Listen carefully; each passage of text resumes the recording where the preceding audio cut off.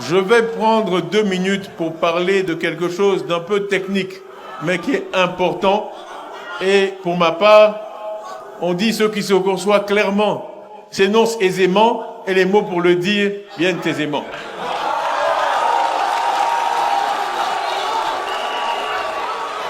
Je ne crois pas qu'on ne doit pas ou qu'on ne peut pas parler de technique à la population parce que la population n'est pas bête.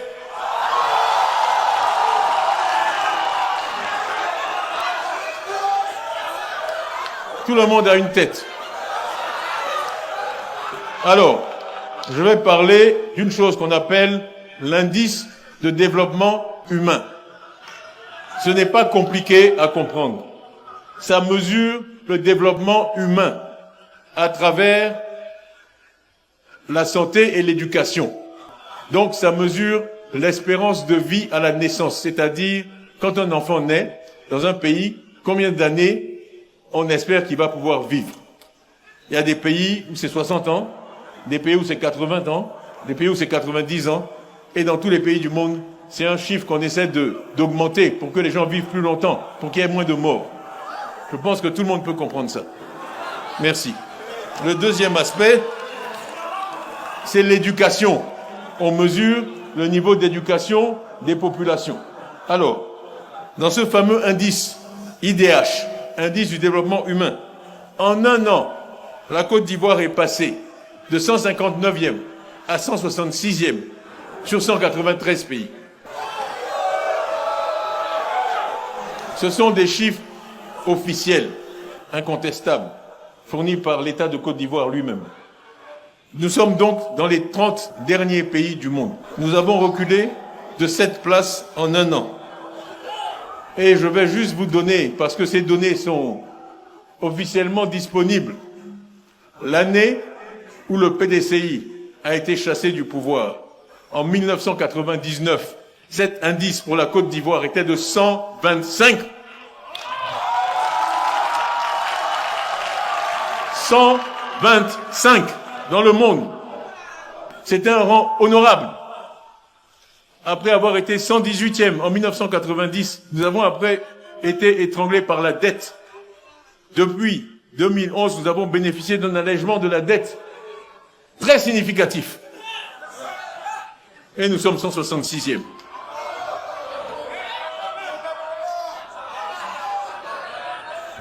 Expliquez ça dans vos quartiers. Expliquez ça dans vos quartiers, expliquez ça aux gens, ce n'est pas difficile à comprendre. L'espérance de vie a baissé d'1 an en Côte d'Ivoire. C'est officiel.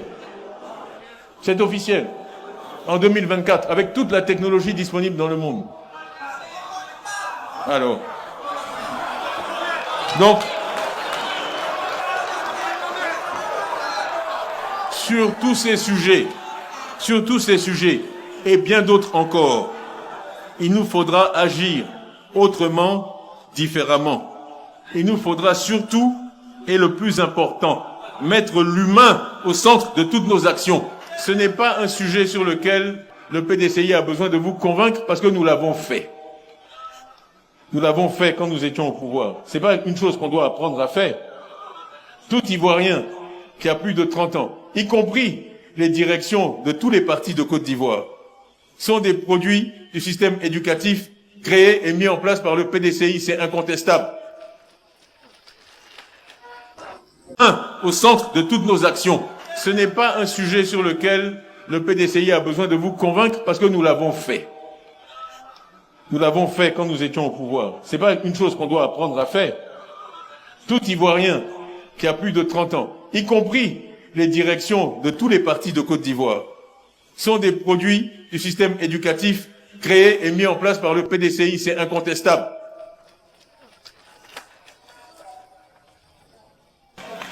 Donc, pour faire face à ces défis, je vous demande, en ma qualité de président du parti, de vous lever tous ensemble, maintenant, vous, militantes et militants du PDCI, à aller partout, des villes aux campagnes, des villages, des concessions à concessions, pour porter le message de notre grand parti, le PDCI-RDA. Nous devons amener tous les Ivoiriens en âge de voter à s'inscrire sur la liste électorale afin de remporter la victoire en 2025.